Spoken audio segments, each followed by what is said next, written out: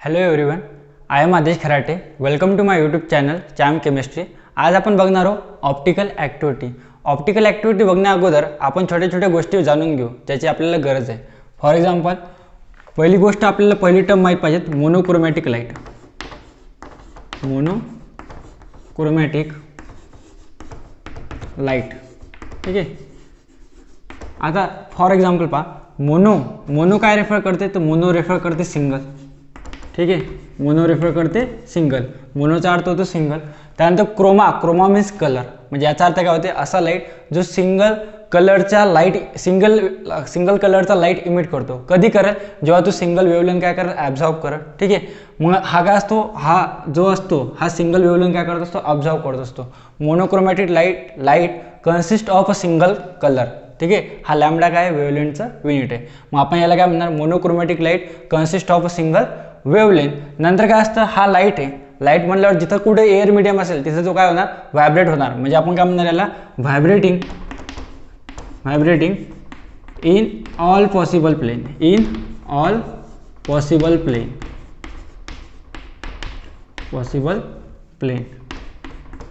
All possible plane लक्षात ठेवा.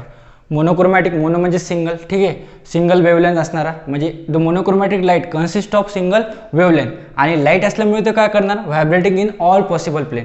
सर्व पॉसिबल प्लेनमध्ये काय होणार, तो व्हायब्रेट होणार. आता याची जी डायरेक्शन असणार ती असणार perpendicular to plane of propagation. Perpendicular to plane of propagation. आता ही परपेंडिक्युलर्स का असते, ठीक आहे, प्रोपॅगेशन. आता ही जी लाईट असते हा परपेंडिक्युलर्स का असतो, आपण 11-12च्या क्लासमध्ये बघितलं. फॉर एक्झाम्पल पहा, दोन प्रकारच्या वेव्ह असतात, असतात लॉंगिट्युडनल आणि दुसरी असते ट्रान्सफर. जी लॉंगिट्युडनल वेव्ह असते ती पॅरलल असते प्लेन ऑफ प्रोपगेशनला, आणि जी ट्रान्सफर वेव्ह असते ती असते perpendicular to plane of propagation. For example, हा तुमचा प्लेन आहे आणि मी लाईट असा पास केला, तर मग हे काय झालं, याला काय झालं, परपेंडिक्युलर झालं. म्हणून इथं जे नेचर आहे वेव्हचं ते कसं आहे, ट्रान्सफर आहे. म्हणून काय असणार, perpendicular to plane of propagation. आता डेफिनेशन कशी लक्षात ठेवायची, फॉर एक्झाम्पल पहा, मोनो रेफर करते सिंगल. मग आपण असं म्हणणार, light consist of a single wavelength. वेवलेंथचं युनिट काय आहे, लॅम्बडा. ठीक आहे, light consist of single wavelength. Light म्हटल्यावर काय होणार, तो व्हायब्रेट होणार ऑल पॉसिबल प्लेनमध्ये. लाईट म्हटल्यावर तो काय होणार, व्हायब्रेट होणार ऑल पॉसिबल प्लेनमध्ये. आणि त्याच्या परपेंडिक्युलर काय असणार, कारण बिकॉज ऑफ ट्रान्सफर्ड नेचर. मग आपण डेफिनेशन अशी बनवणार, light consist of single wavelength vibrating in all possible plane and perpendicular to plane of propagation. त्यानंतर बघायचं आपल्याला ऑर्डिनरी लाईट. ठीक आहे, ऑर्डिनरी लाईट.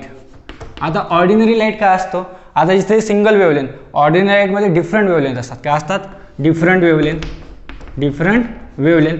त्यानंतर लाईट असल्यामुळे काय होणार, vibrating in all possible plane. ठीक आहे, आणि परपेंडिक्युलर कशाला असणार, त्याच्या डायरेक्शन ऑफ प्रोपगेशनला. बाकी डेफिनेशन्स सेम, फक्त तुम्हाला लक्षात काय ठेवायचं की मोनोमध्ये सिंगल वेवलेंथ असते आणि ऑर्डिनरीमध्ये काय असते, डिफरंट वेवलेंथ असते. इथपर्यंत समजलं. ठीक आहे, त्यानंतर बघायचं आपल्याला पीपीएल. पीपीएल म्हणजे काय, आयपीएलचा भाऊ नाही. पीपीएल म्हणजे होती तुमचा प्लेन पोलराइज लाईट. काय होते, प्लेन पोलराइज लाईट. आता प्लेन पोलराइज लाईट का असतो लक्षात ठेवा. आता ऑर्डिनरी लाईटमध्ये काय म्हणलं आपण, डिफरंट वेवलेंथ असतात. ठीक आहे, मग आपण एक ऑर्डिनरी लाईट कन्सिडर केला. ठीक आहे, याच्या ह्या different wavelength vibrating in all possible plane. ठीक आहे, आता हा जो ऑर्डिनरी लाईट आहे, OA म्हणून तुम्ही याला ऑर्डिनरी लाईट, हा करतो मी निकोल प्रिझममधून पास. ठीक आहे, हा आहे निकोल प्रिझम.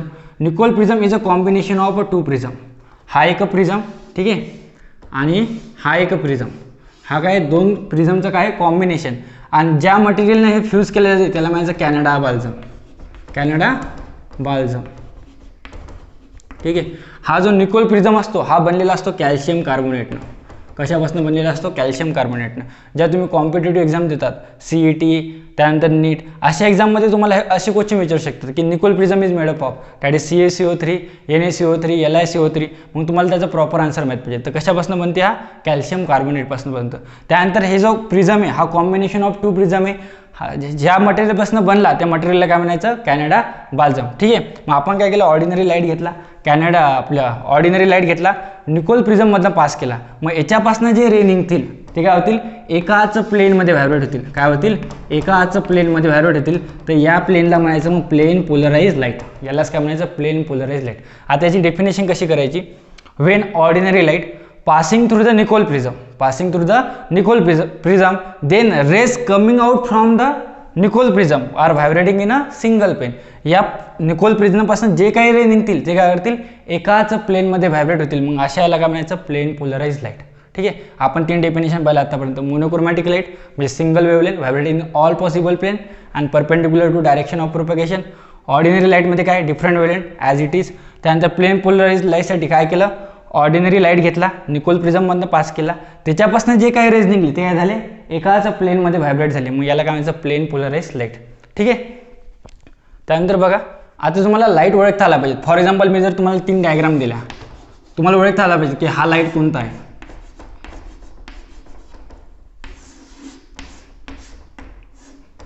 ठीक आहे, हा पहिला लाईट कोणता असणार, याच्यामध्ये सिंगलच वेवलेंथ म्हणजे हा कोणता असणार, तुमचा मोनोक्रोमॅटिक लाईट असणार. हा कोणता असतात, त्याच्यात प्लेन ऑफ व्हायब्रेशन काय, एकाच प्लेनमध्ये, म्हणजे हा काय असणार तुमचा PPL असणार. काय असणार तुमचा PPL असणार. आणि हा कोणता असणार, याच्यामध्ये डिफरंट वेवलेंथ आहेत. कोणता असणार, हा ऑर्डिनरी लाईट. कोणता असणार, ऑर्डिनरी लाईट. आता बघायचं आपल्याला ऑप्टिकल ॲक्टिव्हिटी. आता येणार आपल्या आपण मेन कन्सेप्टवर. ठीक आहे, मग ऑप्टिकल ॲक्टिव्हिटी काय साठी आपण काय करणार, स्टार्टिंगला घेणार प्लेन पोलराइज लाईट. हा घेतला तुम्ही plane polarise light, that is PPL घेतला. मग याच्यामध्ये काय करायचं, हा जो लाईट आहे एक कंटेनर घेतो मी, या कंटेनरमध्ये ऑर्गॅनिक सोल्युशन टाकतो. काय टाकतो, ऑर्गॅनिक सोल्युशन. आता ती काही असू शकते, तुमचं ग्लुकोज असू शकते. ठीक आहे, किंवा मग काय असू शकते, लॅक्टिक ॲसिड असू शकते. और कोणतेही एक सोल्युशन तुम्ही घ्या, प्लेन पोलराइज लाईट घ्यायचा, तो करायचा तुमचा ऑर्गॅनिक सोल्युशनमध्ये पास. मग काय होणार, याची जी डायरेक्शन असणार ही अपवर्ड डायरेक्शन आहे, थोडी एक तर राईट हँड साईडला जाईल किंवा मग लेफ्ट हँड साईडला जाईल. म्हणजे एक तर क्लॉकवाईज जाईल. ठीक आहे, किंवा मग काय होणार, तुमची अँटी क्लॉकवाईज जाईल. ठीक आहे, तर याला काय म्हणायचं, ऑप्टिकल ॲक्टिव्हिटी. यालाच काय म्हणायचं, ऑप्टिकल ॲक्टिव्हिटी. आता याची डेफिनेशन कशी तयार करणार आपण, when plane polarise light passing through the container which contain the solution like a glucose and lactic acid, then the rays coming out from this solution are move towards at the clockwise direction or anti-clockwise direction is called as the optical activity. समजलं, म्हणजे तुम्ही plane polarise light घेतला, तो एका सोल्युशनमधनं pass केला, सोल्युशनमधून pass केल्यानंतर काय होणार, एक तर तो राईट हँड साईडला जाईल म्हणजे क्लॉकवाईज जाईल, किंवा मग काय होईल, अँटी क्लॉकवाईज जाईल. तर अशाला काय म्हणायचं, ऑप्टिकल ॲक्टिव्हिटी. आता तुम्हाला क्वेश्चन कसा विचारतात पेपरमध्ये, एखादा कंपाऊंड देतील आणि तुम्हाला आयडेंटिफाय करावं लागेल. फॉर एक्झाम्पल असा कंपाऊंड दिला तुम्हाला COOH. ठीक आहे, इथं दिला तुम्हाला CH3, इथं दिला OH, इथं दिला H. तुम्हाला पेपरमध्ये क्वेश्चन असा विचारतात, whether this compound is optically active molecule or not. तर एवढी डेफिनेशन लावायची गरज नाही. ऑप्टिकली ॲक्टिव्ह कंपाऊंड जर म्हटलं असेल तर त्याची कंडिशन असते, तुमचा हा जो कार्बन असतो, हा कार्बन पाहिजे तुम्हाला कायरल कार्बन, किंवा याला असिमेट्रिक कार्बन सुद्धा म्हणतात. कोणता, असिमेट्रिक कार्बन सुद्धा म्हणतात. मग कायरल कार्बन किंवा असिमेट्रिक कार्बन म्हणजे काय, असा कार्बन की ज्याला काय आहेत 4 वेगवेगळे ग्रुप आहेत. हा 1, 2, हा 3 आणि हा 4. अशा कार्बनला ज्या 4 वेगवेगळे ग्रुप असतील तर याला काय म्हणायचं, chiral carbon atom. It is also called as asymmetric carbon atom and it is denoted by asterisk. ठीक आहे, this is a symbol of asterisk. इथपर्यंत समजलं. Optically activity and optically active molecule. काय करायचं, फक्त तुम्हाला कायरल सेंटर ओळखायचं आहे, म्हणजे कायरल कार्बन असला पाहिजे. कायरल कार्बन म्हणजे काय, ज्याला 4 ग्रुप अटॅच असले पाहिजेत. ठीक आहे, त्यानंतर तुम्हाला असते आता लक्षात ठेवा, याच्याहून हा कोणत्या साईडला मूव्ह होतो, याच्याहून 2 कॉन्फिगरेशन आले. एकाला तुमचा दॅट इज डेक्स्ट्रो रोटेटरी आणि एकाला L. ठीक आहे, आता हा जो L असतो हा स्मॉल असतो आणि हा D सुद्धा कसा असतो, स्मॉल असतो. डेक्स्ट्रो रोटेटरी म्हणायचं याला काय म्हणायचं, laevo rotatory. Dextro rotatory sometimes be denoted by plus sign and laevo rotatory sometime be denoted by minus sign. ठीक आहे, आता लक्षात ठेवा, याच्यानंतर एक कन्सेप्ट असतो तुमचा रॅसेमिक मिक्सचर. काय असतो, रॅसेमिक मिक्सचर. याच्यावर तुम्हाला एक क्वेश्चन विचारतात नीटमध्ये. काय विचारतात, फॉर एक्झाम्पल रॅसेमिक मिक्सचरची डेफिनेशन काय, याची डेफिनेशन असते equimolar amount of D and L form. Equimolar amount of D and L form. याचा अर्थ काय, जेवढं मोलार अमाऊंट ऑफ D घेतलं तेवढंच मोलार अमाऊंट ऑफ काय घ्यायचं तुम्हाला, L घ्यायचं. आणि ते कसं असणार, याला कसं D एल किंवा याला डिनोट करतात plus minus D L, plus minus D L. तर हे कसं असतं, ऑप्टिकली इनॲक्टिव्ह असतं. हे सगळ्यात महत्त्वाचं आहे, ऑप्टिकली इनॲक्टिव्ह. सिंपल गोष्ट आहे. जर प्लस मायनस साईन सोबत असतील तर ते काय करतील, एकमेकाला कॅन्सल करतील. मग सोल्युशन तुमचा जो मॉलिक्युल असेल तो ऑप्टिकली ॲक्टिव्ह असेल की ऑप्टिकली इनॲक्टिव्ह असेल, तर काय असणार, तो ऑप्टिकली इनॲक्टिव्ह. आणि ॲज इट इज MCQ विचारतो तुम्हाला, the racemic mixture is optically active or optically inactive, त्याचा आन्सर काय असणार, ऑप्टिकली इनॲक्टिव्ह. का बरं, कारण की दोघांचं इक्विमोलर अमाऊंट आहे. म्हणजे एक जर राईट हँड साईडला असेल आणि दुसरा लेफ्ट हँड साईडला असेल, म्हणजे एक क्लॉकवाईज डायरेक्शन असेल आणि एक अँटी क्लॉकवाईज डायरेक्शन असेल, तर ते काय करतात, एकमेकाला कॅन्सल आउट करतील. आणि सोल्युशन कसं बनेल, तुमचा जो मॉलिक्युल असेल तो कसा राहील, ऑप्टिकली इनॲक्टिव्ह. इथपर्यंत ठीक आहे. त्यानंतर तुम्हाला विचारतात find optical isomer. Optical isomer, optical isomer. आता ऑप्टिकल आयसोमर काय असतं, ऑप्टिकल आयसोमरचा फॉर्म्युला असतो. तुम्हाला जर काढायचं विचारतात, तुम्हाला पेपरमध्ये काय देतात, एक कंपाऊंड देतात. फॉर एक्झाम्पल असा कंपाऊंड दिला CHO, ठीक आहे, HOH, OH, H, ठीक आहे, OH, H, इथं द्या CH2OH. आणि तुम्हाला विचारतात this compound show the how many optical isomer. ठीक आहे, त्याचा फॉर्म्युला काय, 2 to the power n. n काय तुमचा कायरल कार्बन ॲटम, काय तुमचा chiral carbon atom, chiral carbon atom. लक्षात आहे. आता याच्यात तुम्हाला फर्स्ट ऑफ ऑल काय करायचं की याच्यात कायरल सेंटर पाहिजे. कायरल सेंटर म्हणजे काय, असा कार्बन ज्याला काय असतील, 4 वेगवेगळे ग्रुप अटॅच असतील. मग हा एक कायरल कार्बन आहे तुमचा, याला 4 वेगवेगळे ग्रुप आहेत. हा सुद्धा काय तुमचा कायरल कार्बन. म्हणजे यांची व्हॅल्यू किती होणार इथं, यांची व्हॅल्यू होणार 2.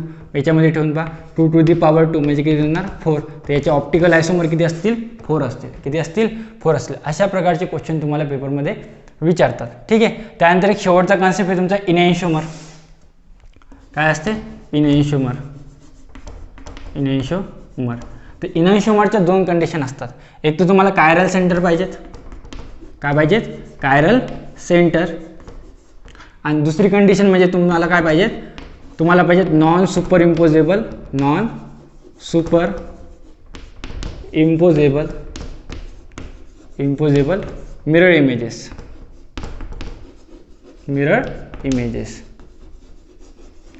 Non super imposable mirror images पाहिजेत. आता फॉर एक्झाम्पल पहा, असा कंपाऊंड घेतला मी COOH, इथे घेतला H, इथे घेतला OH, इथे घेतला CH2OH, CH2OH. असा एक कंपाऊंड घ्या, कोणताही घ्या. ठीक आहे. याची मी आता सर्वात महत्त्वाचं कंडिशन काय, कायरल सेंटर पाहिजे. तर हे कायरल सेंटर आहे. 4ही ग्रुप कसे आहेत, COOH, H, OH, CH2OH कसे आहेत, वेगळे ग्रुप आहेत. ठीक आहे. त्यानंतर तुम्हाला काय पाहिजेत, कायरल सेंटरच्या नंतर काय पाहिजे, त्याची मिरर इमेजेस कशी पाहिजेत, नॉन सुपर मिरर इमेजेस. आता नॉन सुपर मिरर इमेजेस म्हणजे काय, फॉर एक्झाम्पल पहा, तुम्ही जर एखादी गोष्ट आरशात पाहिली, तुम्हाला काय होते, लेफ्टचं राईट दिसते आणि राईटचं काय दिसते, लेफ्ट दिसते. टॉप बॉटम तर सेमच राहणार. मग इथं काय करणार, टॉप बॉटम सेमच ठेवायचं तुम्हाला, COOH. ठीक आहे. इथं काय राहणार तुमचं OH, इथं काय राहणार, सॉरी, लेफ्टचा हा लेफ्ट साईडला आहे OH, तो काय देणार, राईट साईडला देणार. म्हणजे इथं येणार OH, इथं काय येणार H आणि इथं काय येणार तुमचा CH2OH.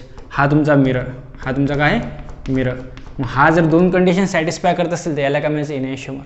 इनॅन्शिओमर must be contain asymmetric carbon atom और chiral carbon atom and having a non-superimposable mirror images of each other is called as the enantiomer. आणि हे त्याचं एक्झाम्पल. पेपरमध्ये तुम्हाला एकतर डेफिनेशन विचारतात, 101% विचारू शकतात. याच्यातल्या जेवढ्या आज काही शिकलो आपण त्याच्यातल्या तुमच्या बोर्डच्या एक्झाममध्ये तुम्हाला डेफिनेशन विचारतात. आणि MCQ जे असतात, जसं कॅनडा बाल्झाम रॅसिमिक मिक्सचर कसं असतं, ऑप्टिकली इनॅक्टिव्ह असते. हे कोणता कंपाऊंड ऑप्टिकली आयसोमर, ऑप्टिकल आयसोमरचा फॉर्म्युला कधी कधी विचारू शकतात. फॉर्म्युल्यामध्ये तुम्हाला ऑप्शन देऊ शकतात 2 to the power n+1, 2 to the power n-1, 2 to the power twice n+1, अशा प्रकारचे ऑप्शन असतील. ठीक आहे. त्यानंतर इनॅन्शिओमर एखादा कंपाऊंड देतील, त्याच्यामध्ये असा कंपाऊंड देतील, तुम्हाला सांगाल CHO. ठीक आहे. इथं दिला H, इथे दिला H, इथं दिला तुम्हाला CH3 आणि सांगितलं हा कंपाऊंड इनॅन्शिओमर दाखवू शकतो का, की ऑप्टिकली ॲक्टिव्ह आहे का. तर ऑप्टिकली ॲक्टिव्ह असणार का, नाही, कारण की याच्यामध्ये कायरल सेंटर आहे का, नाही.